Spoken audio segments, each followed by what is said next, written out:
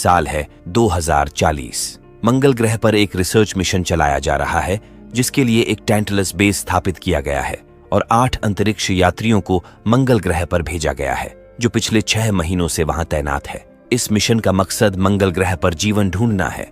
आज उनका मंगल पर आखिरी दिन है और वो जल्द ही एक लैंडर के जरिए टेक ऑफ करके अरोरा तक पहुंचने वाले हैं जो मंगल ग्रह की कक्षा में चक्कर लगा रहा है। इसी बीच मंगल ग्रह के बंजर रेगिस्तान में विंसेंट और रेबेका एक एक्सकेवेशन साइट तक पहुंचने के लिए रेत के तूफान की ओर ड्राइव कर रहे हैं। जब वो साइट पर पहुंचते हैं तो विंसेंट रेडियो पर किम को काम खत्म करने के लिए कहता है क्योंकि उन्हें बेस पर लौटना है और 19 घंटों में ग्रह छोड़ने के लिए तैयार होना है। हालांकि किम कोई प्रतिक्रिया नहीं देती और अपना काम जारी रखती है।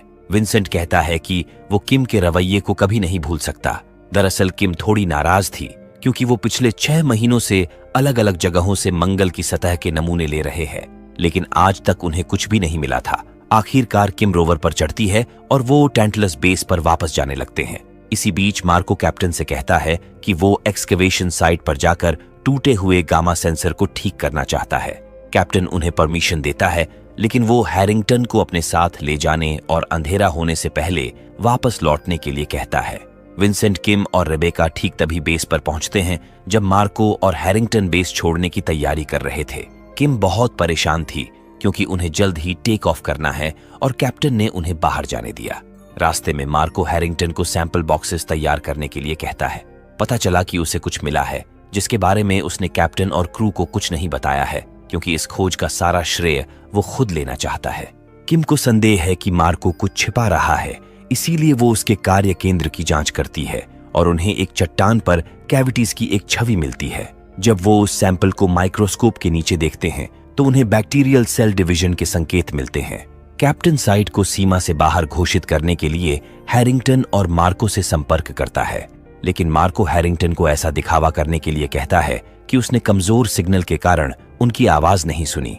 जैसे ही मार्को अपने द्वारा लिए गए मिट्टी के नमूने को देखता है तभी नीचे की जमीन अचानक ढह जाती है और उसे निगल जाती है।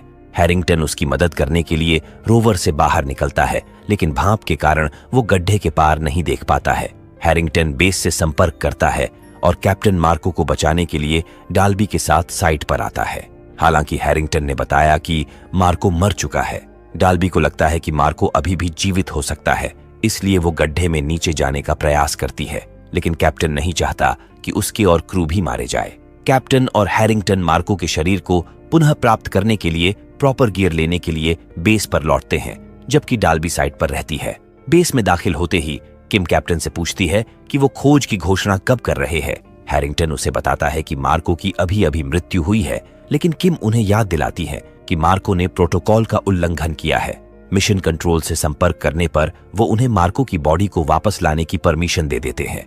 कैप्टन रेबेका रॉबर्ट और विंसेंट को साइट पर वापस ले जाता है क्योंकि उसे लगता है कि हैरिंगटन को वापस भेजना उचित नहीं होगा। इसी बीच डाल्बी रोवर में बैठकर उनके आने का इंतजार कर रही थी। तभी अचानक उसने किसी की आवाज सुनी। ऐसा लग रहा था जैसे कोई रोवर के अंदर आने की कोशिश कर रहा है। वो रेडियो पर कैप्टन से बात करने की कोशिश करती है, लेकिन इंटरफियरेंस के कारण वो उसे सुन नहीं पाता। जब टीम साइट पर पहुंचती है तो उन्हें डाल्बी कहीं नहीं दिखती। कैप्टन ने निष्कर्ष निकाला कि वो मार्को को बचाने के लिए गड्ढे में चली गई होगी, इसीलिए गड्ढे की जांच करने के लिए विंसेंट को एक रस्सी के सहारे नीचे भेजा जाता है। जब विंसेंट नीचे उतरता है तो चट्टान पर उसे माइक्रोबियल ऑर्गेनिजम्स के सबूत मिलते हैं। वो और नीचे जाता है, लेकिन अरोरा स्पेस स्टेशन में फंसने की याद आते ही वो हाइपर वेंटिलेट होने लगता है, जिससे कैप्टन उसे बाहर निकालने का आदेश देता है। विंसेंट ने बताया कि गड्ढे में कोई भी नहीं है। रॉबर्ट क्षेत्र की जांच करता है और पैरों के 2 निशान देखता है जो बेस की ओर जाते प्रतीत होते हैं। कैप्टन हैरान है क्योंकि वो रोवर ले सकते थे। चालक दल जल्दी से किम से संपर्क करता है और उसे संभावित खतरों के लिए तैयार रहने के लिए कहता है। जब हैरिंगटन ट्रैकिंग सिस्टम की जांच करता है तो उसे बेस से 50 मीटर दूर 2 आकृतियां दिखाई देती हैं। जैसे ही किम रेडियो पर संपर्क स्थापित करने की कोशिश करती है, हैरिंगटन उन्हें अंदर लाने के लिए एयरलॉक की ओर जाता है। मॉनिटर पर किम बेस की ओर लड़खड़ाती हुई एक आकृति देखती है। जब हैरिंगटन एयरलॉक खोलता है तो मार्को अपने हेलमेट में छेद के कारण लड़खड़ाकर जमीन पर गिर जाता है। हैरिंगटन मार्को का हेलमेट हटा देता है, लेकिन एक भयानक चेहरा देखकर सदमे में चला जाता है। मार्को एक इलेक्ट्रिक ड्रिल उठा लेता है और हैरिंगटन के पेट में घोंप देता है। हैरिंगटन जमीन पर गिर जाता है, लेकिन वो किम को सचेत करने के लिए अलार्म बजाने में सफल हो जाता है। कुछ देर बाद किम एयरलॉक की ओर बढ़ती है, लेकिन जब वो मार्को को अपनी ओर आते देखती है तो वो तुरंत भाग जाती है। इसी बीच संक्रमित डाल्बी भी एयरलॉक तक पहुंच जाती है। किम मार्को से दूर जाने के लिए संघर्ष करती है और तभी कैप्टन आ जाता है, जो बेस को जर्जर स्थिति में पाता है। किम भागने में सफल हो जाती है और 2 संक्रमित अंतरिक्ष यात्रियों को एक कमरे में बंद कर देती है, लेकिन मार्को कांच का दरवाजा तोड़ने लगता है। इसीलिए कैप्टन किम को एक सूट पहनने का निर्देश देता है।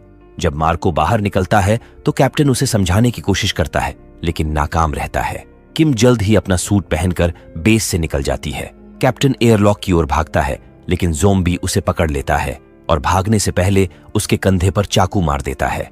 बचे हुए चालक दल के सदस्यों ने लाशों को फंसाने के लिए दरवाजे को निष्क्रिय कर दिया और आश्रय के लिए हाइड्रोपोनिक डोम की ओर चले गए। रेबेका कैप्टन के घाव का इलाज करने का प्रयास करती है, लेकिन वो नोटिस करती है कि वो इसे ठीक नहीं कर सकती, क्योंकि वो कोई डॉक्टर नहीं है। कैप्टन को एहसास होता है कि वो मर रहा है। वो धीरे धीरे होश खो बैठता है और आखिरकार दम तोड़ देता है। किम कैप्टन की लाश को मेज पर बांध देती है, क्योंकि उसे डर है कि लाश फिर से जीवित हो जाएगी। रॉबर्ट ने ऐसा करने से मना किया, लेकिन किम ने बताया कि डाल्बी और मार्को वातावरण के संपर्क में आने के बाद भी आगे बढ़ रहे हैं। विंसेंट ने लाश को कंबल से ढकने का फैसला किया। कुछ क्षण बाद उन्हें बाहर एक विस्फोट सुनाई देता है। किम मॉनिटर में देखता है और उसे पता चलता है कि इन्फेक्टेड एस्ट्रोनॉट्स ने एयरलॉक को उड़ा दिया है। संचार प्रणाली बंद होने के कारण चालक दल स्पेस स्टेशन से संपर्क नहीं कर सकते हैं।